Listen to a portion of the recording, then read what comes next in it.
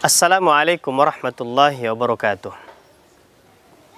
Alhamdulillah, nikmat dan karunia Allah subhanahu wa ta'ala yang Allah berikan kepada kita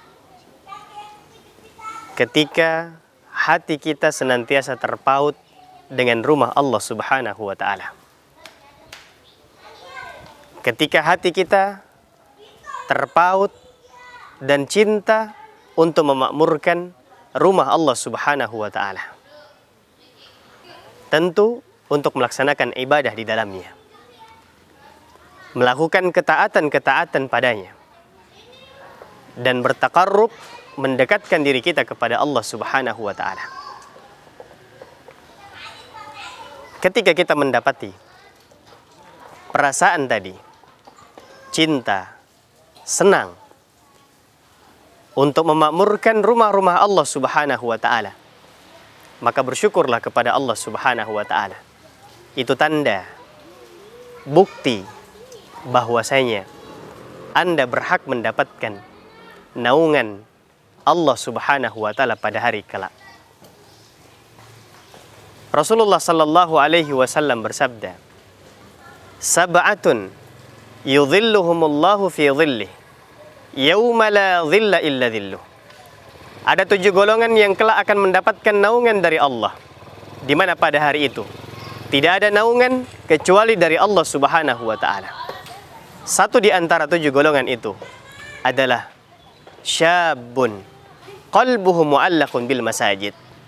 Seseorang pemuda dan pemudi yang kemudian hatinya senantiasa terpaut dengan masjid, dengan rumah Allah subhanahu wa ta'ala.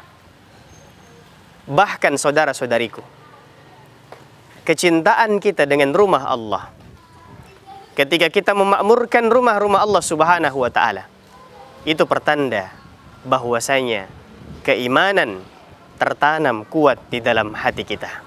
Dan bersyukurlah kepada Allah subhanahu wa ta'ala atas nikmat itu. Sebab Allah subhanahu wa ta'ala menyebutkan, di antara sifat-sifat hamba-hambanya yang beriman adalah mereka yang senantiasa memakmurkan rumah-rumah Allah subhanahu wa ta'ala. Allah subhanahu wa ta'ala berfirman, "Innama ya'muru masajidallah man amana billah." Sesungguhnya hanya orang-orang yang berimanlah yang kemudian senantiasa memakmurkan masjid-masjid atau rumah-rumah Allah subhanahu wa ta'ala. Bulan Ramadan sekali lagi adalah momentum berharga buat kita, kesempatan bagi kita yang selama ini lalai dari rumah-rumah Allah subhanahu wa ta'ala. Kesibukan-kesibukan dan aktivitas harian kita terkadang melalaikan kita untuk kemudian menunaikan kewajiban-kewajiban kita di rumah-rumah Allah subhanahu wa ta'ala.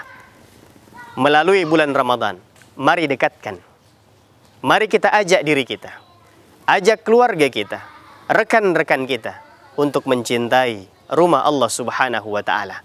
Raih dan dapatkan keutamaan-keutamaan dan keberkahan yang ada di dalamnya. Semoga Anda termasuk orang-orang yang beruntung, orang-orang yang memakmurkan rumah-rumah Allah subhanahu wa ta'ala.